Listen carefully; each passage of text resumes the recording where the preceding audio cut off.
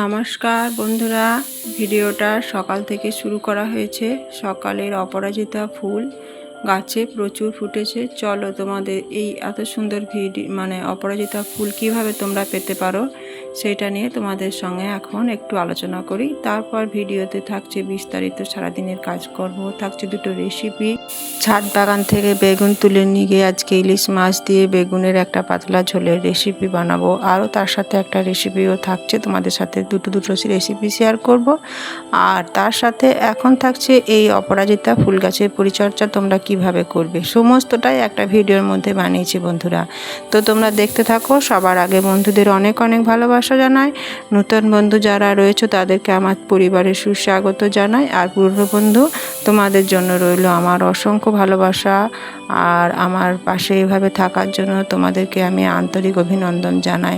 তো চলো, এত সুন্দর অপরাজিতা ফুল আমরা সকলেই লাগাতে পারি। তো এমনিতেই কথাতে আছে যে পরাজিত তুই সকল ফুলের কাছে, তবু কেন তোর অপরাজিতা নাম। তো সত্যি এই ফুল গাছে তেমন কোনো যত্ন পরিচর্যাও লাগে না, অথচ এই অপরাজিতা ফুলটা এত পরিমাণে ধরে। আবার আমাদের হিন্দুদের কিন্তু এই অপরাজিতা ফুলটা সমস্ত দেবদেবীকে আমরা এই ফুল দিয়ে পূজা দিতে পারি। সেই জন্যই হয়তো কবির মনে এই একটা লাইন উল্লেখিত হয়েছিল হয়তো, অবশ্যই। তো যাই হোক, এই অপরাজিতা ফুল গাছ আমরা খুব সহজে বাড়িতেই লাগাতে পারি। টবে হোক কিংবা যে কোনো জায়গায় হোক, লতানো একটা গাছ খুব সহজে বড় হয়। মাঝে মাঝে এদেরকে একটু খোল ভেজানো জল দিলে যথেষ্ট উপকার পাওয়া যায়। আর এই যে দেখো, এই রয়েছে এই বীজগুলো। এই ফুল প্রচুর ফোটে, আর ফুল যদি তুমি প্রতিদিন না তোলো তাহলে কিন্তু বীজ ধরে যায়। আর এই বীজ হয়ে থাকলে ফুল কিন্তু একটু কম দেয়, কারণ যখন ফুলের বীজ হয়ে যায় তখন ওই দিকে তো পুষ্টি সঞ্চয় করতে হয়, ওই জন্য কিন্তু ফুলটা একটু কম ফোটে। তো অবশ্যই অপরাজিতা ফুল রোজ রোজ যতই ফুটবে ততই তুমি তুলে নাও। আর যদি তুমি গাছে সাজানোর জন্য তুলতে না পারো, রেখে দাও, তাহলে অবশ্যই দুদিন পরে কিন্তু বীজগুলো তুলে নেবে, তাহলে আরও প্রচুর পরিমাণে ফুল পাবে। আর এই ফুল গাছে একটু করে পাতা পচা সার দিতে পারো। আর তাছাড়া ওই খোল ভেজানো জল, ব্যাস এইটুকুই যথেষ্ট। তাও 15 দিন পর পর একবার করে দিলেই হবে। প্রচুর প্রচুর ফুল এই বর্ষার সময় এখন চললো, আগস্ট সেপ্টেম্বর অক্টোবর 3 মাস ধরে এই ফুল ফুটবে। আর এই যে দেখো বন্ধুরা, এখানে রয়েছে একটা করবী, সাদা করবী ফুল। সামনে তো লাল করবীটা রোজই দেখানো হয়, আর এখানে এই টিকোমা গাছটা রয়েছে, ওই যে পিছনে হলুদ ফুল ফুটে আছে। আর এখানে রয়েছে একটা সাদা করবী ফুল। এটা তোমাদের সাথে শেয়ার করা হয় না, তাই আজকে তোমাদেরকে দেখিয়ে দিলাম। তো চলো, আমার এখন ফুলের গল্প আর ছাদের গল্প শেষ। এখন এবার আমরা ফিরে যাই কিছু রান্নার গল্পে। তো ছাদের থেকে এই যে একটা ভেন্ডি পেয়েছি, এটা তুলে নিচ্ছি। আর তুলে নিচ্ছি আমার নতুন গাছের বেগুন। এই যে দেখো, কিছুদিন আগে আমি বেগুন গাছের কথা তোমাদের কাছে উল্লেখ করেছি। তো গাছে সুন্দর সুন্দর বেগুন ধরতেও শুরু করেছে, খুবই সুন্দর কচি একদম নরম বেগুনগুলো, এত ভালো লাগছে। আর সত্যি কথা বলতে কি, গাছের মধ্যে এই বেগুনগুলো ধরে আছে, তুলতেও একটা কেমন যেন মায়া পড়ে যাচ্ছে। বারবার দেখছি গাছের মধ্যে ফুল আর ফল, আর বাড়ির মধ্যে শিশু না থাকলে কিন্তু ভালো লাগে না। তো ফলগুলো তুলতে এসে, বেগুনগুলো তুলতে এসে খুবই খারাপ লাগছে যে ধরে আছে গাছে, কত সুন্দর লাগছে দেখতে। তো কি আর করা যাবে, ফল তো প্রকৃতির দান, মানুষের আহারের জন্যই আছে। তো চলো এখন একটু বেগুনগুলো তুলে নিই। তো আমি এখানে বেগুনগুলো একটু একটু করে তুলে নিচ্ছি। আর ওইদিকে একটা ভেন্ডিও পেয়েছি, চলে এসেছি একটা বড় ঝুড়ি নিয়ে বেগুন তুলবো করে। তো যাই হোক, এই যে দেখো বেগুনটা এখন আমি এই কাটারের সাহায্যে কেটে নিচ্ছি। তো বন্ধুরা, তোমাদের কার কার আমার মতো মনে হয় ফুল আর গাছের সবজি তুলতে এসেও মায়া লাগে, আমাকে অবশ্যই জানিও। আমার তো ভীষণই মায়া লাগে, যেটা ফুল হোক আর ফল হোক। কাটতে গিয়ে হাজারো ভাবি কি সুন্দর ধরে আছে গাছে, থাক না, আর একটু থাক না, বেশ ভালো লাগছে দেখে। তো যাই হোক, তোমাদের যাদের আমার মতো মনে হয়, তো অবশ্যই তোমরা আমাকে কমেন্ট করে জানিও। তো এই যে 3টে বেগুন পাওয়া গেল, আবারও ধরছে, কিছুদিন পরে আবার পাওয়া যাবে। তো চলো এখন এই বেগুনগুলো নিয়ে এখন রান্নার কাজে যাই। তো আজকে বাজার থেকে সবজি তেমন কিছু আনা হয়নি, ফল আর টুকটাক সবজি আনা হয়েছিল। আসলে গ্রামের বাড়ি থেকে প্রচুর সবজি এসেছিলো, সেগুলো আর তোমাদের সাথে অত শেয়ার করা হয়নি। তো এই ধারে পনির, মাছ, মাংস, ইলিশ মাছ আর পোনা মাছ আর চিকেন। তো সমস্ত কিছু আমি একটু একটু করে গুছিয়ে নিচ্ছি। আর এই যে এটা হলো চাল কুমড়ো। চাল কুমড়োটা আরেকদিন খাওয়া হয়েছে, ওই জন্য একটু কমই ছিল। আসলে চাল কুমড়োটা বাড়িতে সবাই পছন্দ করে না, আমার কিন্তু ভীষণই ভালো লাগে। তো আজকে যেহেতু চিকেন হচ্ছে ওদের জন্য, তাই ভাবলাম একটু আমি আমার জন্য চাল কুমড়ো বানাবো। এই চাল কুমড়ো রেসিপি কিভাবে বানাই সেটা তোমাদের সাথে শেয়ার করব। আর এই চিংড়ি মাছ দিয়ে চাল কুমড়ো বানাবো, আর বানাবো বেগুন দিয়ে ইলিশ মাছের ঝোল। চলো সেই রেসিপিটা তোমাদের সাথে শেয়ার করে দিই। বেগুনটা কেটে নেওয়ার পর প্রায় 15 মিনিট মতো জলে ভিজিয়ে রাখবে, তাতে করে বেগুনের কালো রঙটা বেরিয়ে যাবে। তারপর ভিজিয়ে রাখার পর তুলে নেবে। আর ইলিশ মাছও একটু সামান্য, খুব বেশি তো কচলিয়ে ধোয়ার দরকার নেই। সমস্ত বেগুন আর ইলিশ মাছকে লবণ আর হলুদ দিয়ে এভাবে মেখে রেখে দেবে। প্রায় 10 মিনিট মতো এটা এখন মাখানো থাক। আর এইদিকে আমি চাল কুমড়ো রেসিপিটা বানাবো। চাল কুমড়ো আর আলু ডুমো ডুমো করে আলুগুলো কেটে নিয়েছি, আর চাল কুমড়ো ছোটো টুকরো করে দেখতে পেলে কেটে নিয়েছি। চলো চাল কুমড়োর রেসিপিটা তোমাদের সাথে শেয়ার করে দিই। কড়াইয়ের মধ্যে সর্ষের তেল দিয়ে দিয়েছি, খুব বেশি পরিমাণে তেল লাগে না। চাল কুমড়োর রেসিপিটা এমনিতেই খেতে খুব ভালো লাগে, বিশেষ করে আমার তো ভালো লাগে, তোমাদের কার কার ভালো লাগে আমাকে জানিও। তো সিম্পলভাবে শুকনো লঙ্কা 5 ফোড়ন দিয়ে দিয়েছি। আর তেলটা ভালো মতো আসার পরে টুকরো করা আলুগুলো দিয়ে দিচ্ছি। একটা মাঝারি সাইজের আলু দিয়েছি, বেশি দেব না, কারণ রান্নাটা অল্পই করব আমার একার জন্য।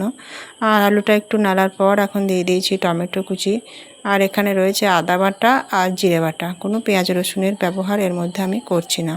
আমার মনে হয় যে চাল কুমড়োর মধ্যে যে একটা সুন্দর একটা সুগন্ধ আছে, আমার তো ভালো লাগে, তো সেটার জন্য আমি পেঁয়াজ রসুন দিয়ে নষ্ট করতে চাইছি না। তো এটা মশলাটা দেওয়ার পর আদা আর জিরে বাটা দিয়েছি এখানে।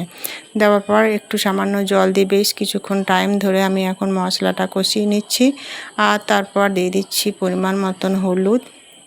আবারও বেশ কিছুক্ষণ ধরে মশলাটা কষিয়ে নিয়েছি। একটু তেল ছাড়লে পরে আমি কেটে রাখা চাল কুমড়োটা এর মধ্যে এখন দিয়ে দেব।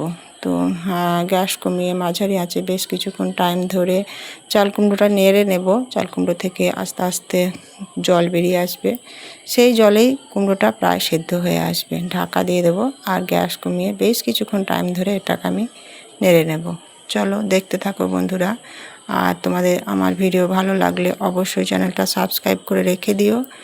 আর পরবর্তী ভিডিও দেখার জন্য পাশে থাকা বেল আইকনটি অন করে রেখে দিও। এখন লবণ দিয়ে দিলাম, লবণ দিলে তো জল বেরিয়ে যাবে।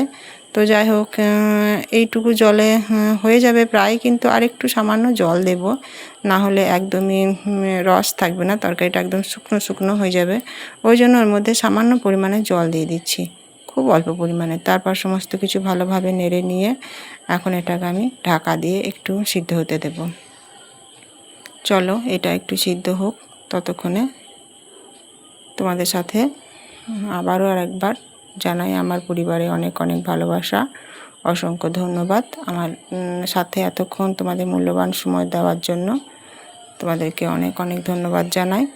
তো এখন তরকারিটা কথা বলতে বলতে হয়ে গেছে, সিদ্ধ প্রায় হয়ে গেছে। আর এখন এটা নামিয়ে নিচ্ছি। আর কড়াইয়ের মধ্যে আবারও দিয়ে দিয়েছি একটু সামান্য পরিমাণে সর্ষের তেল। আর এই যে এখানে রয়েছে চিংড়ি মাছ, এই চিংড়ি মাছগুলো লবণ হলুদ মাখিয়ে একটু ভেজে নেব। বেশ ভালো করে ভেজে নিতে হবে। এদিকে আমি রান্না করতে করতে একটু তোমাদের সাথে কথাও বলে নিলাম। তারপর চিংড়ি মাছগুলো একটু ভেজে নেওয়ার পর আমি এখানে কুমড়োটা প্রায় হয়ে গেছে যে তরকারি, সেটা আবার দিয়ে দেব। একটু সামান্য যে বললাম জল দিয়েছিলাম, জলটা না দিলে এই সময়কার জন্য জলটা দেওয়া। এই যে মাছটা দেওয়ার পর আরও মিনিট 5 মতো এটা আমি হতে দেব। কেন বলো তো, না হলে চিংড়ি মাছের যে একটা সুন্দর সুগন্ধ আছে সেটা চাল কুমড়োর সঙ্গে মিশে যাওয়ার জন্য। তো একটু 5 মিনিট এটা হওয়ার পর এভাবে হাতা দিয়ে একটু আলুগুলো ভেঙে দেব, একটু মাখো মাখো হয়ে যাবে। ব্যাস রেডি আমার চাল কুমড়োর সবজি, একবারই রেডি হয়ে গেছে। আর এখন আমি বানাবো ইলিশ মাছ দিয়ে বেগুন দিয়ে ঝোল। তো এটা একদম কোনো মশলা দেব না। প্রথমে কড়াইয়ে সর্ষের তেল দিয়েছি, বেগুনগুলো লবণ হলুদ মাখানোই ছিল, একটু ভেজে নেব। মাঝারি না হবে খুব ভাজা, না হবে কম ভাজা। তো এইভাবে একটু এপিট ওপিট করে ভেজে নেওয়ার পর বেগুনগুলো তুলে নেব। তারপর এই তেলের মধ্যেই দিয়ে দেবো কালো জিরে আর কাঁচা লঙ্কা। এই দুটোই হলো গিয়ে ইলিশ মাছের রান্নার আসল ফোড়ন, আমার তো এটাই মনে হয়। আর এই ফোড়ন দিয়েই সমগ্র রান্নাটি হবে। এখন কালো জিরে দিয়ে দিচ্ছি, আর দিয়ে দিচ্ছি কাঁচা লঙ্কা। তোমরা যদি ঝাল খাও তাহলে আরেকটু বেশি পরিমাণে দিতেই পারো লঙ্কা। তো এটা দেওয়ার পর এখন এই তেলের মধ্যে দিয়ে দেবো একটু টমেটোটা সবাই দেয় না, টমেটো তোমরা চাইলে দিতে পারো। আমার একটু টক ভালো লাগে, একটু টক ঝাল হবে রেসিপিটা, যেহেতু একটু ঝোল হবে। তো এখন টমেটোটা দেওয়ার পর এর মধ্যে দিয়ে দিচ্ছি পরিমাণ মতো লবণ, লবণ নয়, হলুদ আর লাল লঙ্কার গুঁড়ো।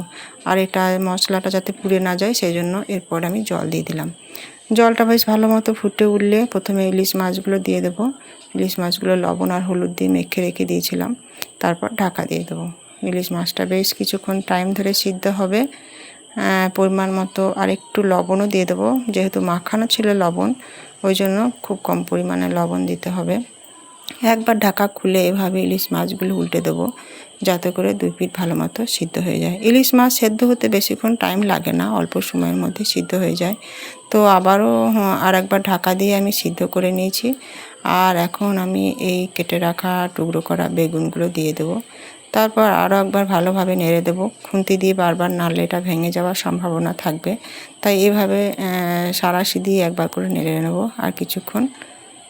তো এখন বেগুনগুলো দিয়ে দিচ্ছি আর একটু ভালো এইভাবে নেড়ে নিয়ে আবার একবার ঢাকা দিয়ে দেবো। ঢাকা দিলে বেগুনটা ভালোভাবে সুসেদ্ধ হবে। রান্নাটা আমার প্রায় শেষের দিকে হয়েই এসছে। তো এইভাবে বেশ কিছুক্ষণ টাইম ধরে হালকা আঁচে এভাবে আস্তে আস্তে মানে সিদ্ধ হবে, আর ইলিশ মাছের ফ্লেভারটা পুরো এই ঝোলের মধ্যে চলে আসবে। তো আমার রান্না একদমই রেডি, একদম সিম্পল। আমার মনে হয় ইলিশ মাছ রান্না করার মতন এত সহজ রেসিপি আর কিছুই নেই। তো এখন আমার রান্না রেডি হয়ে গেছে চাল কুমড়োর তরকারি, আর হয়েছে ইলিশ মাছের ঝোল, আর এখানে একটু উচ্ছে আলু সিদ্ধ করে নিয়েছিলাম, আর হয়েছিল থোড় ভাজা, থোড় ছিল একটু, ব্যাস এগুলোই আমার জন্য। আর তারপর এখানে হচ্ছে চিকেনটা লাস্টেই হচ্ছে, আলু দিয়ে একটু পাতলা মতো করে চিকেনের ঝোল বানাবো। তো ব্যাস আজকে আমার এই ভিডিওটা এইগুলোই শেয়ার করে দিলাম। আর তারপর সন্ধেবেলায় আমরা চলে এসেছিলাম একটু বাজার করতে, কি বলতো, গোপালের জন্মদিনে রাখি কেনার জন্য। তো দোকানে খুবই ভিড় ছিল, আর গোপালের জামাও প্রচুর ছিল, রাখিও প্রচুর। তো আমি সেখান থেকে বেছে একটু গোপালের জামা আর রাখি কিনে নিয়ে এসেছিলাম। চলো সেগুলো তোমাদের সাথে শেয়ার করে আজকে ভিডিওটা শেষ করব। এই যে দেখো, একটা মালা নিয়েছিলাম, এটা আমার মা লক্ষ্মীকে দেব। আর গোপালের 2টো জামা নিয়েছিলাম, 2টো জামা নিয়ে এলাম। আর এই যে রাখিগুলো নেওয়া হয়েছিল। তো কেমন হয়েছে বন্ধুরা অবশ্যই জানিও। ভিডিও যদি ভালো লাগে তাহলে অবশ্যই একটা লাইক কমেন্ট শেয়ার করো। আর যদি নতুন বন্ধু হও তাহলে অবশ্যই চ্যানেলটা সাবস্ক্রাইব করে রেখে দিও। আর যাওয়ার আগে কমেন্টে বলেই যেও তুমি আমার নতুন বন্ধু, তাহলে অবশ্যই আমি তোমার পরিবারে আসতে পারবো। তখন আসি, নমস্কার।